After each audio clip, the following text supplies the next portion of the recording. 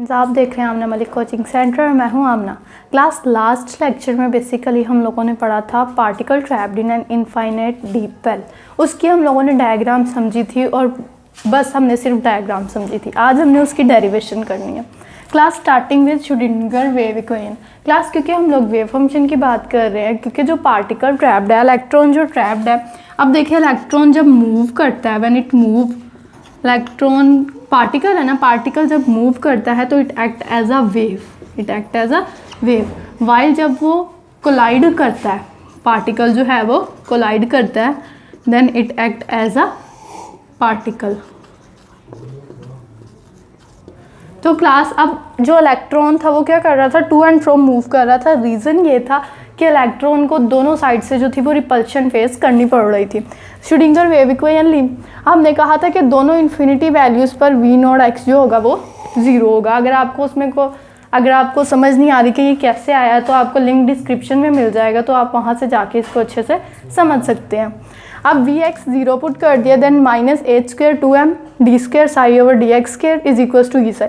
सोचा तो ये भी जा सकता है ना कि ये साई कैंसिल हो जाए दोनों साइड से, क्योंकि दोनों साइड पे साई है, लेकिन क्लास बेसिकली हमने अंदर से इसको कॉमन लिया है, तो पहले साई का डबल डेरिवेटिव आएगा, देन साई इसके साथ कैंसिल हो सकेगा। ये देखें, साई बेसिकली क्या है, यहाँ पर मल्टीप्लाई है, पहले उसका 2 मरतबा डेरिवेटिव आएगा, देन हम लोग साई को कोई भी ऑपरेशन यूज़ कर सकेंगे। अब क्या होगा, -h² 2m d² Sai this much quantity. अब ये टर्म इधर मल्टीप्लाई, इधर आके डिवाइड, 2m नीचे ऊपर आ जाएगा और h जो है वो ऊपर है वो नीचे आ जाएगा। अब ये टर्म इधर माइनस है, इधर आके प्लस हो जाएगी। अब ये जो फंक्शन है 2 भी कांस्टेंट है, मास ऑफ इलेक्ट्रॉन भी कांस्टेंट है 9.1 × 10⁻27, ई भी कांस्टेंट है, ई इज दी एनर्जी, और उसके बाद हमारे पास h² भी कांस्टेंट है h/2π, और h हमारे पास प्लैंक कांस्टेंट है, उसकी वैल्यू होती है 1.6 × 10⁻³ something. Then k² is equal to, हम इसको लेट कर रहे थे, हम किसी भी वेरिएबल के इक्वल लेट कर सकते हैं, k² is equal to 2me/h²। अब क्या इधर k² आ जाएगा। अब क्या करेंगे, जब इसका 2 मरतबा डेरिवेटिव लेंगे, then it's must equal to a sin kx and b cos kx। ये इसका 2 मरतबा डेरिवेटिव लेने के बाद आंसर आएगा। अब क्या है, अब हम इसके ऊपर बाउंड्री कंडीशंस लगा देते ताकि हम लोग इसका आंसर डिड्यूस कर सकें। जब x जो होगा वो 0 होगा, जब स्टार्टिंग पॉइंट पे होगा तब Vx भी 0 होगा, तो इट मीन्स कि उसको तब वो क्या करेगा, तब वो कोलाइड करेगा ना जाके बॉल के साथ, तब वो एज अ पार्टिकल एक्ट करेगा, तो उसकी वेव प्रॉपर्टी क्या होगी, 0 होगी। तो वेव क्या होगी यहाँ 0, साई x 0 हो गया, यहाँ 0 आ गया, साइन 0 0, ये फंक्शन भी खत्म हो गया, cos 0 1, यहाँ b रह गया, तो b इज इक्वल टू 0 आ गया। अब क्या कर देंगे, जब यहाँ पर b 0 पुट किया, ये पूरा factor 0, then psi x is equal to a sin kx आ गया। अब इसके ऊपर अगेन कंडीशन लगाते हैं, x इज इक्वल टू जब l होगा तब साई l फिर 0 होगा, यानी कि जब वो सेकेंड एक्सट्रीम पोजीशन पे b पे पहुंचेगा। क्लास इसको समझने के लिए you must have to understand the diagram, और उसका लिंक डिस्क्रिप्शन में, पहले उसको समझें फिर ये समझ आना है। जब वो सेकेंड एक्सट्रीम पोजीशन पे होगा तब भी 0 होगा, देन ये 0, a sin kl 0, a तो कांस्टेंट है तो वो 0 हो नहीं सकता, तो sin kl जो है वो 0 होगा। साइन कब 0 होता है, जब उसका जो एंगल हो वो पाई का कोई मल्टीपल हो, तो हम उस पाई का मल्टीपल n ले लेते हैं, यानी कि जो n होगा वो क्या होगा, +-1 +-2, ये अप टू सो ऑन चलेगा। Then k is equal to n π/l, दोनों तरफ स्क्वायर कर लिया, ये आ गया।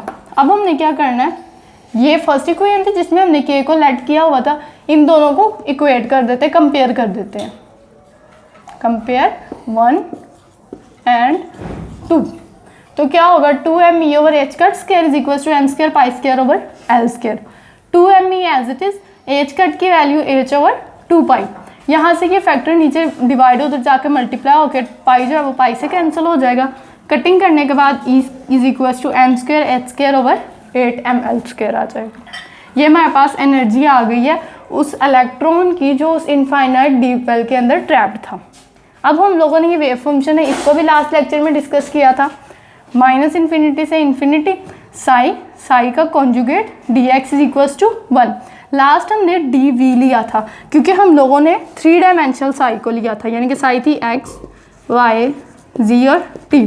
लेकिन अब यहाँ पर क्या है, वो इलेक्ट्रॉन एक ही रोड के अंदर मूव कर रहा है, यानी यूनिडायरेक्शनल। हम क्या लेते हैं, वो एक्स डायरेक्शन में मूव कर रहा है, तो साई सिर्फ डिपेंड कर रहा है एक्स के ऊपर, तो इसलिए यहाँ पर डी एक्स आ जाएगा। साई की वैल्यू ये हमने फाइंड आउट की हुई है, ए साइन के एक्स। अब जब इसका कॉन्जुगेट लेंगे, कॉन्जुगेट जब हम लेते हैं तब सिर्फ और सिर्फ जो कॉम्प्लेक्स नंबर होते हैं उसके साइन चेंज होते हैं, तो इसलिए ये as it is a into a square, A को हम लोग स्केयर इंटीग्रल से बाहर चला जाएगा। साइन स्केयर एक्स आ गया, साइन की वैल्यू पुट की 1 माइनस कोस 2 एक्स ओवर 2। ये बेसिकली हमारे पास फॉर्मूला होता है cos 2 x is equals to 1 minus 2 sine square x. जब x को हमने इक्वल टू के एक्स के पुट किया और यहाँ से साइन की वैल्यू निकाल के यहाँ पर सब्सिट्यूट कर दिए। अब इसका हमने इंटीग्रल लेना है। अब क्या हो गया, ये 2 भी बाहर चला जाएगा, 1 का इंटीग्रल x और cos का इंटीग्रल साइन। इसके ऊपर लिमिट लगेगी from 0 to l। Particle basically 0 to l तक ही तो मूव कर रहा था, उसके बाद 0 पुट किया तो पूरा फैक्टर 0 हो गया, ख़त्म हो गया। l पुट किया तो l माइनस हाफ के साइन 2kl। अब k की वैल्यू तो हमने पीछे निकाली हुई है ना, n पाई ओवर l, उसको यहाँ वापस से सब्सिट्यूट कर देते हैं। अब देखो साइन जो है वो बेसिकली क्या है, पाई का मल्टीपल है। अगर n हाफ भी होगा ना तो वो 2 से कैंसिल होके पाई ही बच जाएगा। इट मीन्स इसका आंसर तो अब डेफिनेटली क्या हो गया, 0 हो गया, 0 हो गया ये पूरा function. Then A square L over 2 is equals to 1। यहाँ से ए की वैल्यू निकली √2 ओवर l। इसको उठा के मैंने वापस यहाँ पर सब्सिट्यूट कर दिया। Then psi x is equals to √2 over l sine k x. यहाँ पर k की वैल्यू भी सब्सिट्यूट कर देते हैं, n pi over l, n pi over l। अब उसके बाद हम लोग क्लास इस तरह से हमने वेव फंक्शन को भी रिड्यूस किया, उसके कांस्टेंट को भी रिड्यूस किया। आई होप आपको इलेक्ट्रॉन के बारे में अच्छे से समझ आ गया होगा। अगर कोई भी इशू है तो कमेंट सेक्शन में पूछ सकते हैं। Like share and subscribe.